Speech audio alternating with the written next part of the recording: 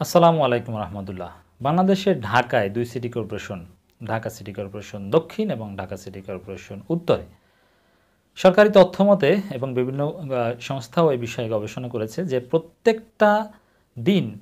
দিন ঢাকায় ৩৮টা ডিভোর্স হচ্ছে, বিবাহ বিচ্ছেদ হচ্ছে, অ্যালার্মিং রেট প্রত্যেক দিন ৩৮টা। এবং জানুয়ারি থেকে এপ্রিলের মধ্যে ৪,৫৬৫টা ডিভোর্সের ঘটনা ঘটেছে শুধু ঢাকা শহরের মধ্যে। এবং গ্রামগঞ্জও কিন্তু আছে এবং অনেক কিছু আছে, অনেক বিচ্ছেদ আছে যেটা বাস্তবিক পক্ষে বিচ্ছেদ কিন্তু আইনানুগ বিচ্ছেদ না, এই কারণে এগুলো এই ডেটায় আসে নাই। তো এখানে যেটা বলা হচ্ছে যে প্রত্যেক দিন ৩৮টা বিচ্ছেদের ঘটনা ঘটছে, ডিভোর্সের ঘটনা ঘটছে, বাস্তবে এর চেয়ে বেশি ঘটছে, যেটা আইনানুগ সেপারেশন নয় কিন্তু বাস্তবে সেপারেটেড। তো এই যে অ্যালার্মিং রেট, যেটা খুবই ভয়ানক। কেন? বাংলাদেশের মতো একটা মুসলিম ডোমিনেটেড কান্ট্রিতে, মসজিদের শহর ঢাকায়, এত ইসলামী সংগঠন, এত মসজিদ মাদ্রাসা, তারপরও কেন এত অ্যালার্মিংলি জ্যামিতিক হারে ডিভোর্সের পরিমাণ, বিচ্ছেদের হার বৃদ্ধি পাচ্ছে? এর আসল কারণ কি, সামাজিক এবং মনস্তাত্ত্বিক কারণ কি, এটা বিশ্লেষণ করব। এবং কোন দিকে যাচ্ছে আমাদের মুসলিম সমাজ, মুসলিম পরিবার কোন দিকে যাচ্ছে, ধ্বংসের পথে যাচ্ছে, কি হতে যাচ্ছে, ভবিষ্যৎটা কি? এই যে যে হারে বিচ্ছেদের পরিমাণ বৃদ্ধি পাচ্ছে, এটা যদি এভাবে চলতে থাকে, স্ট্যাটাস কো থাকে অথবা বাড়তে থাকে, তাহলে অদূর ভবিষ্যতে আমাদের পারিবারিক কাঠামো কেমন হতে পারে, এরকম একটা চিত্র দেওয়ার চেষ্টা করব। আসলে আমাদের দেশে এই যে মুসলিম পরিবারের মধ্যে, অমুসলিমদের কথা বাদ দিলাম, এমনকি মসজিদের শহর ঢাকায় এই ডিভোর্সের অনেকগুলো কারণ আমার কাছে এবং বিভিন্ন গবেষণা উঠে এসেছে। তার মধ্যে একটা কারণ আমার কাছে মনে হয়, বা সব কারণের মূল কারণ অনলাইন, এই গ্লোবালাইজেশনের যুগ, তথ্য প্রযুক্তির এই উৎকর্ষতা। অনলাইন থেকেই সব ধরনের কারণের উৎপত্তি। যেমন অনলাইনের কারণে মানুষের আগে অল্পতে তুষ্ট হতো, সন্তুষ্ট থাকতো, পারস্পরিক শ্রদ্ধাবোধটা থাকতো, এটা উঠে গিয়েছে। অনলাইন কারণে তাদের প্রত্যাশা বেড়ে গিয়েছে।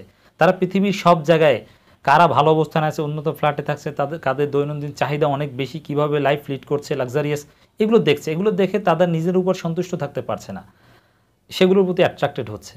এবং এই যে সন্তুষ্ট হতে না পারা বর্তমান সংসারে, এটা ডিভোর্সের দিকে নিয়ে যাচ্ছে।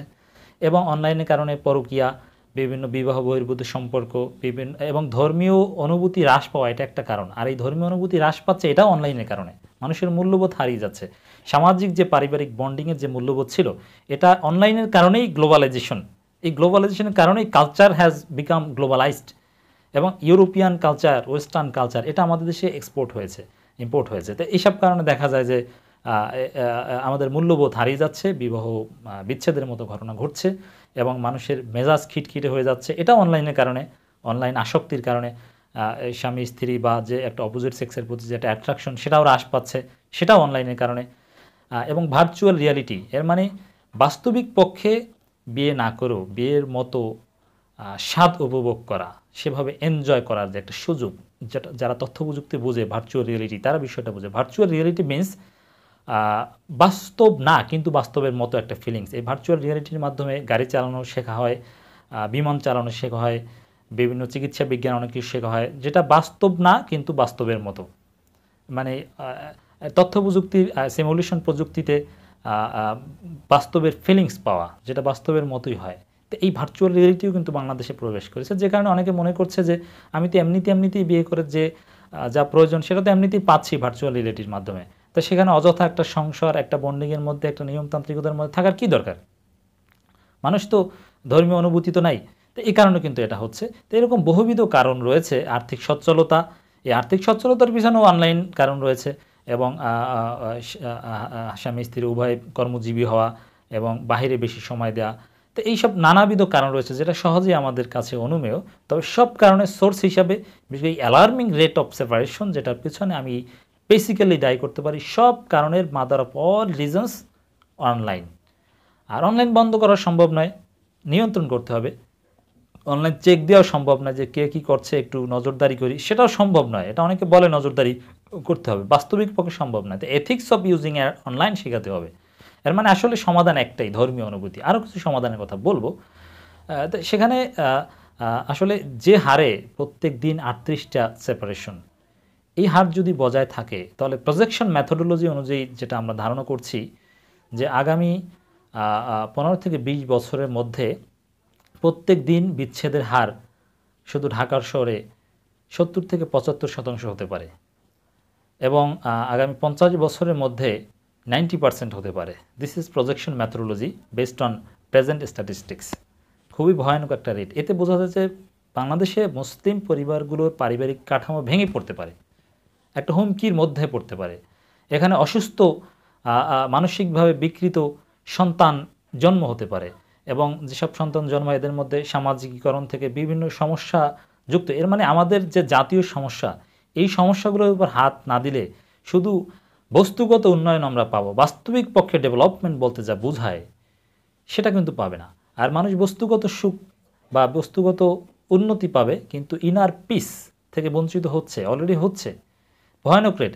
এবং আমার কাছে আরও ভয়ানক লেগেছে, এক সময় এই বিচ্ছেদের বিষয়টা এটা মূলত আসলে ছিল পুরুষ কর্তৃক নারীকে ছেড়ে দেয়া। কিন্তু বর্তমানে এই যে প্রত্যেক দিন 38টা বিচ্ছেদ ঘটছে, সেপারেশন ঘটছে, এই স্ট্যাটিস্টিক্সে যেটা দেখানো হয়েছে তার 75% ডিভোর্স দিচ্ছে নারীরা, এবং অদূর ভবিষ্যতে উইদিন 15 or 20 ইয়ার্স সেখানে 90% ডিভোর্স দেবে নারীরা। এর মানে নারীদের পক্ষ থেকে, এর মানে এই অনলাইনের নেগেটিভ ইম্প্যাক্টটা নারীদের উপর কিন্তু বেশি পড়েছে। এটা নিয়ে আলাদা গবেষণা হওয়া দরকার, আলাদা স্টাডি হওয়া দরকার যে এর কারণটা কি। কথিত ফেমিনিজম, কথিত নারীবাদ এবং ধর্মীয় অনুভূতি রাষ্ট্র থেকে, শিক্ষা ব্যবস্থা থেকে আস্তে আস্তে হ্রাস করার ফল এগুলো। এটা নিয়ে রাষ্ট্রকে ভাবা উচিত। রাষ্ট্র বিপদে পড়বে, সরকার চলবে না যদি এভাবে চলতে থাকে। পারিবারিক কাঠামো ভেঙে পড়বে, সরকার অপরাধ নিয়ন্ত্রণ করতে পারবে না, এবং হচ্ছে খুন খারাপির মতো ঘটনা অ্যাভেলেবল, কত ঘটনা ঘটছে। এবং আমার কাছে মনে হয়েছে এই অপরাধগুলো এখন সহনশীল হয়ে গেছে, ডিভোর্স সহনশীল হয়ে গেছে, এটা নর্মালাইজ হয়ে গেছে যে ডিভোর্স হওয়া, বিবাহ করা, বিচ্ছেদ হওয়া এটা স্বাভাবিক, এটা তো কোনো বিষয় না। এবং বাংলাদেশের এই জন্য মিডিয়াগুলোও দায়ী, বাংলাদেশের বড় বড় মিডিয়াগুলো সেলিব্রিটিদের যে এই ডিভোর্স, মিথিলা, অমুক তমুক, তাদের এগুলোকে সিম্পলিফাই করছে, এগুলোকে গ্রহণযোগ্য করছে, সহনশীল করছে। না, এটা হতেই পারে, এটা ব্যক্তি স্বাধীনতা, একজন নারী ইচ্ছে করলে থাকবে।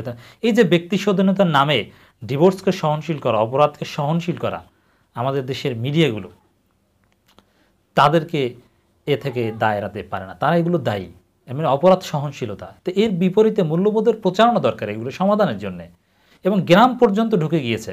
ইসলামপন্থীরাও এর ঝুঁকির মধ্যে আছে, যে ইসলামপন্থীরা ঝুঁকির মধ্যে নাই তা না, ইসলামপন্থীরাও আছে, তবে কম ঝুঁকির মধ্যে, আমি বলছি না তাদের মধ্যে হচ্ছে। তবে এটা একটা আশার বিষয় এবং সমাধান।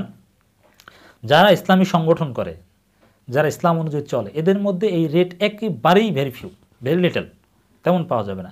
যারা জামাত ইসলামী করে, যারা ইসলামী ছাত্র শিবির করে, যারা চরমনাই করে, যারা তাবলিগ জামাত করে, এদের মধ্যে খুবই কম। অর্থাৎ ইসলামী সংগঠন করা, সংগঠনভুক্ত জীবনযাপন করা, ইসলামী মূল্যবোধ শুধু ধর্ম চর্চা করলেই হয় না, সংগঠনভুক্ত জীবনযাপন করা, তারা যে এই ধরনের এই তথ্য প্রযুক্তির এই ভয়াল থাবা থেকে মুক্ত, মাদক, ডিভোর্স এগুলো থেকে মোটামুটি যে সেফ জোনে রয়েছে, এটা থেকে একটা শিক্ষা নেওয়া যেতে পারে। সংগঠনভুক্ত জীবনের প্রয়োজনীয়তা রয়েছে, একটা চেইনের মধ্যে থাকে, একটা নিয়ন্ত্রণের মধ্যে থাকে, একটা মোটিভেশনের মধ্যে থাকে, একটা সুন্দর পরিবেশ পায়। এই নষ্ট পরিবেশের মধ্যে ভালো পরিবেশ সংগঠন দিতে পারে, তবে সংগঠনভুক্ত জীবনের বিকল্প নেই। এবং এর জন্যে মিজানুর রহমান আজহারি বা এরা ভূমিকা পালন করতে পারে, এরা মোটিভেশন দিতে পারে।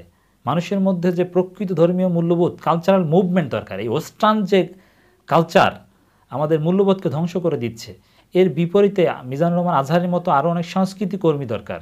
এজন্য আমি বলবো যে সংগঠনভুক্ত জীবনের বিকল্প নেই। খুব অ্যালার্মিং একটা রেটের মধ্যে আমাদের জাতি অতিক্রম করছে, এই মুসলিম জাতি অতিক্রম করছে।